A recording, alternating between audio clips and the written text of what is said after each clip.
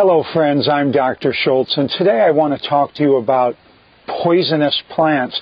Now, at first you might think, gosh, why does he want to talk about poisonous plants? Well, really, another name we could use for poisonous plants would be highly medicinal plants. Really, what I want to do for you in the next few minutes is just get you so where you're not scared at all about plants that are out to get you, or plants that are going to poison you, or plants that are going to kill you. I'd like to dispel those myths and get you to where you're comfortable walking outside and looking at all the plants in nature and tasting them and examining them and using them for your health. Okay. You know, the first thing is most of the stories that I hear about poisonous plants are urban legends. They're ridiculous. Even herbalists tell these stories over and over and over again. You know, when I first became an herbalist, I heard a story about this plant right here, oleander. And I heard the same story about poke, about people that stripped the leaves off it and took the stick and put hot dogs on it and then cooked them over a fire, and because of the poisons inside oleander, they were poisoned and they died. Well, I've researched this story, and it goes back actually hundreds of years, and it is declared officially an urban legend. There's never been any medical reports of anybody found cooking hot dogs. Well, they were probably poisoned by the hot dogs themselves, but cooking hot dogs and poisoning themselves with oleander. In fact, scientific tests have been done putting hot dogs on the oleander, on the poke, cooking them over a fire, and they couldn't get anywhere near enough of the powerful plant chemicals that are in certain plants into the hot dog to poison anybody. They couldn't even make anybody sick. So it's an urban legend, and shame on you herbalists for telling this story over and over and over again. The only reports I could find on herbs killing people like oleander were intentional suicides and intentional murders using this plant. Now, second of all, almost all poisonous plants taste bad. They taste really strong. If I were to take a leaf off this oleander and break it and get some of the sap out and taste it, okay, it's a bitter herb. Nature will talk to you. Nature will tell you. First of all, most plants, forget the word poisonous, we're going to say highly medicinal plants, and I'll explain why in a minute. But most plants that are highly medicinal will first make you nauseous if you consume them. Secondly, they'll make you vomit or give you diarrhea. And this is just your body trying to expel an overdose or a high dose of plant phytochemicals. Okay, now there's been other poisonings with kids eating pokeberries, but whenever I read the stories, they were putting 3 cups of sugar with the pokeberries.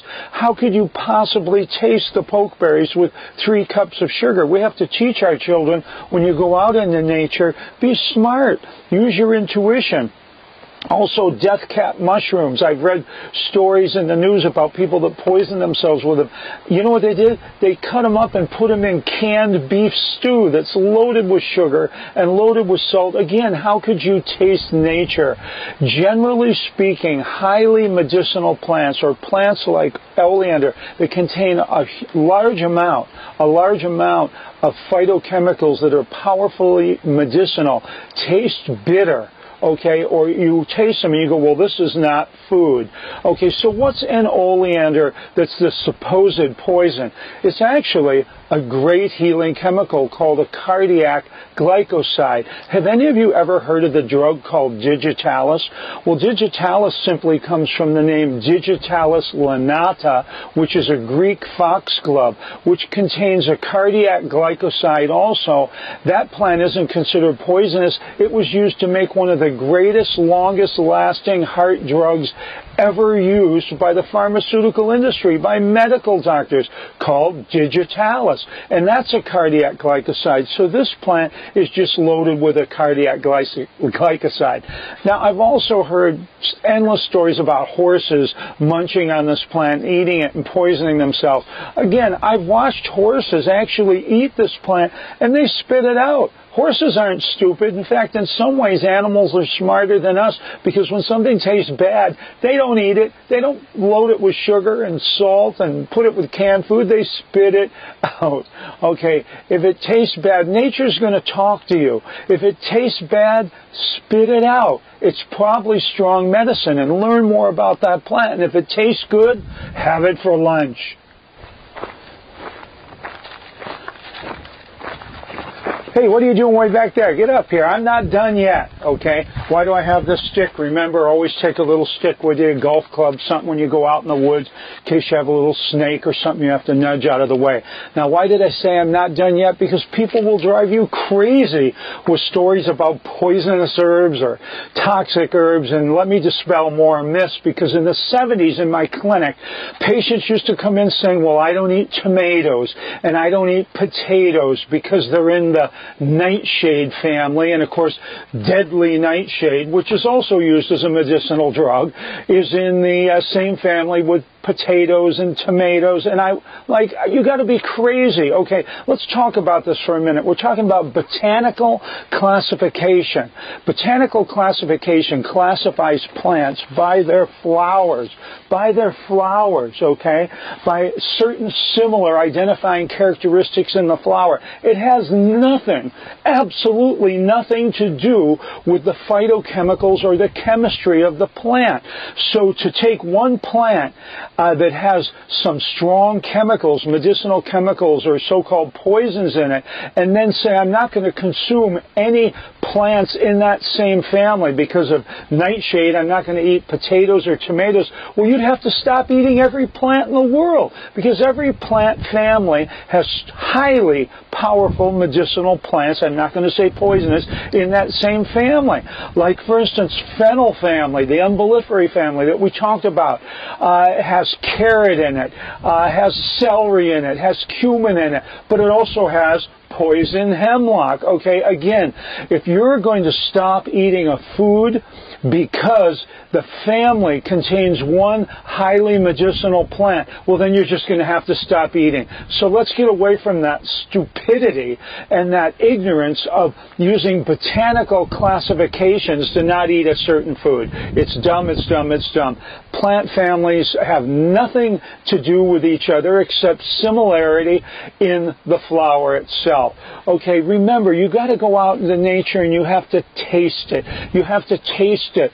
If it tastes sweet, if it tastes fruity, if it tastes nice, this is a plant to eat. If it tastes exotic, well, this is a plant that we might use for a spice to also have a medicinal action. And if it tastes highly bitter or highly pungent, well, then maybe we have a medicine in our hands.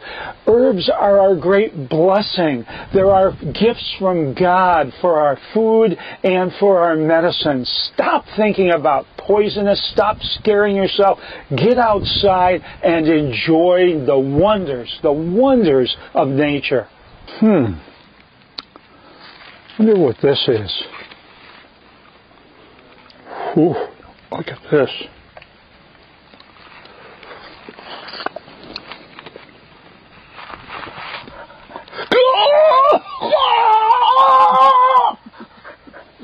Only kidding. It's a fig. If it tastes good, my friends, it's food. If it tastes strong, it's medicine. Here, guys, come on. Who wants a fig? No, you guys, you gonna eat it? Jesse, come on. Here's the boys. Love ya.